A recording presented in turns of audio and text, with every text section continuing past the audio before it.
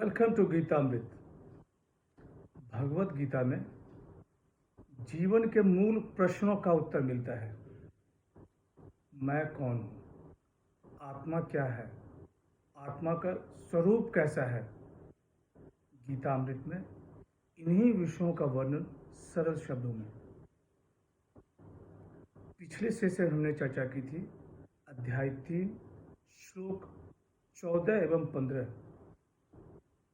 आज के चर्चा का विषय है अध्याय 3 श्लोक 16 एवं 17। अध्याय 3 कर्म योगा, द योगा ऑफ कर्मा, निष्काम कर्म। पूरे अध्याय 3 में निष्काम कर्म के बारे में ही बताया गया है। श्लोक 16,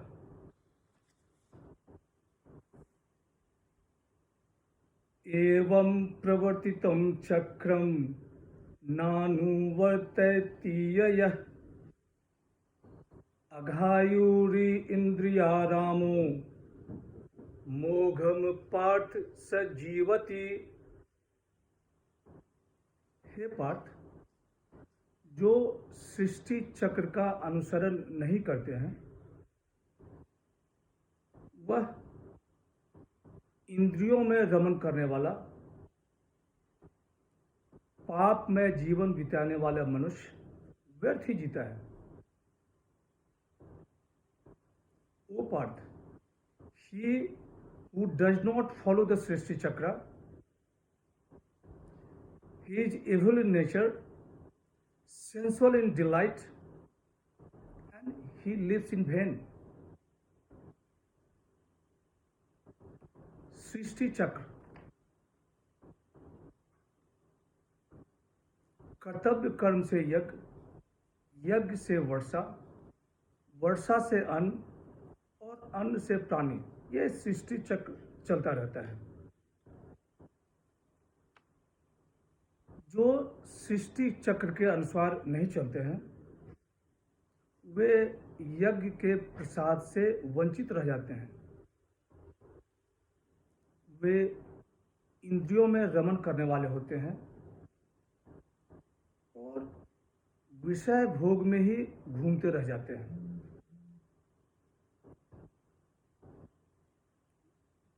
जिस युद्ध को अर्जुन घोर कर्म कह रहा है वह वास्तव में कर्तव्य कर्म है।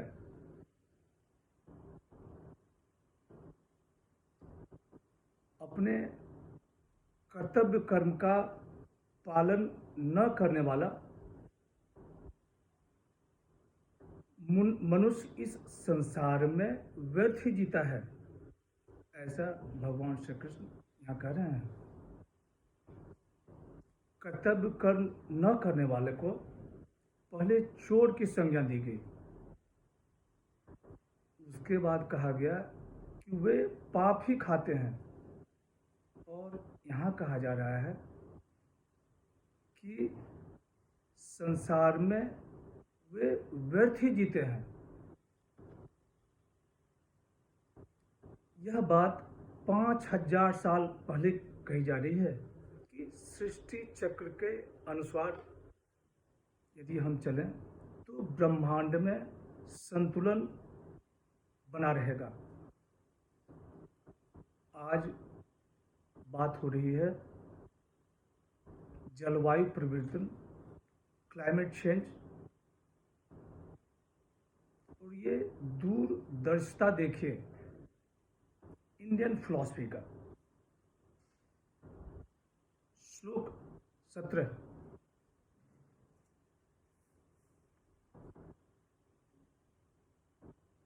यत्वा तमृत्यं देव आत्मत्रिपश्य मानव आत्मन्येव च संतुष्ट तस्य कार्यं न विद्यते।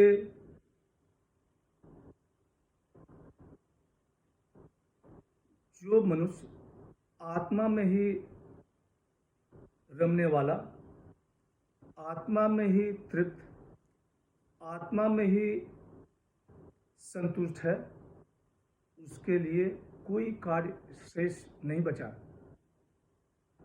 But the man who simply rejoices in the self, who is satisfied in the self,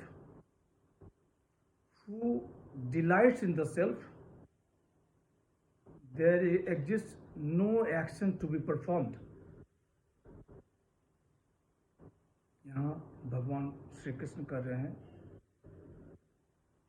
कि जो मनुष्य आत्मा में ही तृप्त और आत्मा में ही संतुष्ट है, उसके लिए कोई कार्य शेष नहीं बचा है।